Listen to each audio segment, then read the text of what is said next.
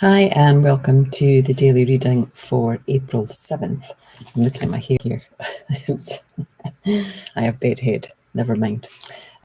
So, yes, April 7th, and it's coming from Jesus Calling, Enjoying Peace in His Presence, and it's by Sarah Young.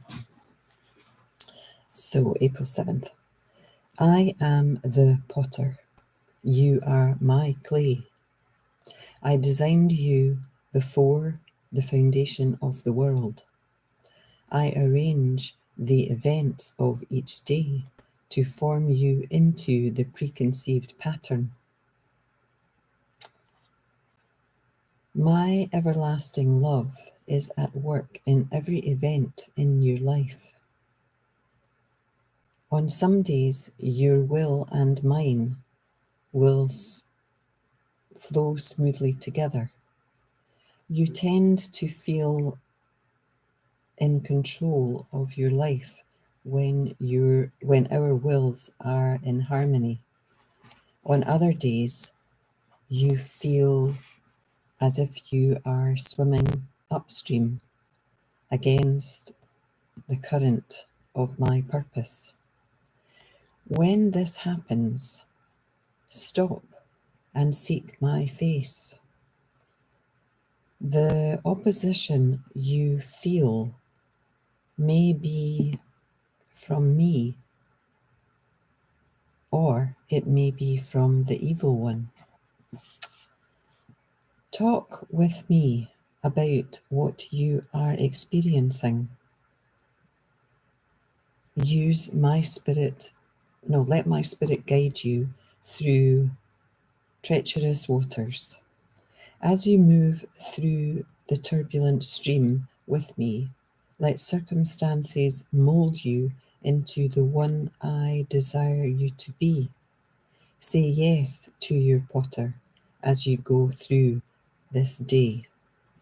And that ties in with Isaiah 64 and Psalm 27. And anybody who's watching the reading for the first time will think, wow, she reads slowly. And it's like a child learning. That's what I felt today. Was like I felt like I was a child learning to read again. With that hesitancy, well, what is that word? But it's because my eyes weren't focusing in exactly on the words that were in front of me. So I've been giving up my glasses for the last, I've lost track of how long now. It's, I don't know, 5 or 6 weeks now. I've not been using my glasses very much, probably a handful of times in the last 5 or 6 weeks. And my eyes are stronger. When I said the passages that this reading ties in with, it was very clear. Some days I really have to squint tiny, or I look through the little peephole to see which chapters and verses are covered. But anyway, back to the reading. I am the potter. So if you imagine Jesus being the potter, and he is molding us, and we're this piece of clay that he has, and he's molding us into who we are supposed to be. And it's almost like we're being molded back to who we are as adults. As children, before the world takes over, before the world tells us who we are, we're free and we're easy. And then, life happens. We absorb the teachings of our parents, we absorb the teachings of the religion that we're affiliated with, we absorb our teachers, we absorb our siblings, our friends. All their thoughts and feelings seem to like bombard us as we go through childhood and into young adulthood.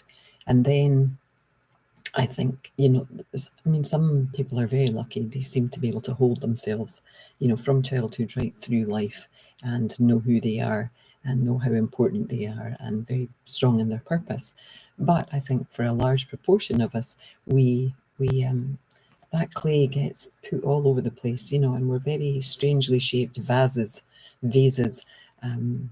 for a lot of our lives. And we need to be put back in the kiln. No, not back in the kiln.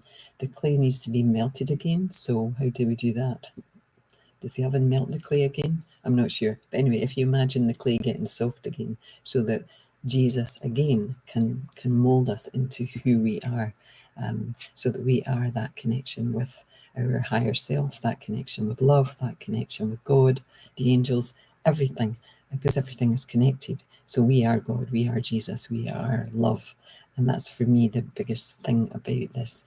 I imagine from this reading that Jesus is just love, molding me into this loving being who can give service to the world. And my 5 minutes is up. Namaste and have a lovely day. Bye now. Bye.